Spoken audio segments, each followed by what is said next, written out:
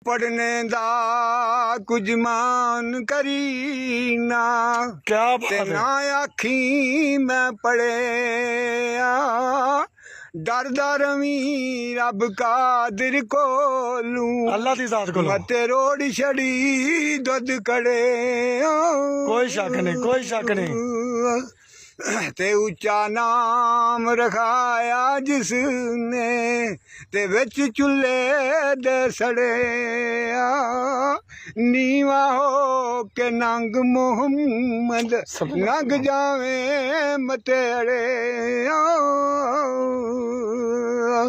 ते नीवा रही मुँह मिठा बोली हर किसे दे इथे ओथे दुई जहानी ते तेनू तत्ती ना लगे कोई शक नहीं, कोई शक नहीं। ते लै यार हवाले रब दे ते मेले चार क्या बात है, क्या बात है। दे उस दिन ईद मुबारक होसी ते जिस दिन फेर मिलाउंदे ते बस कर सोहणिया छड्ड दे गल्लां ते लम्मी छोना कहानी टुर गया नबी मोहम्मद वर्गे ते मन तकदीर बानी है सुल्तान हुसन दी नगरी ते राज सलामत तेरा ते मैं आयद परदेसी बंदा ते अज़ल करी कुछ मेरा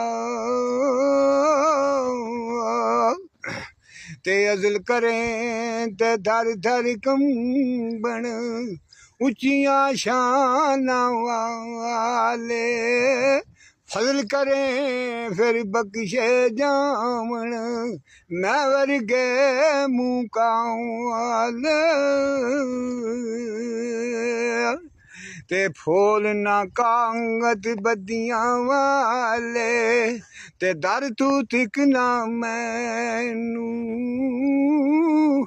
मैं विच ऐब कसूर न होंदे ते तू बख्शे दुखनू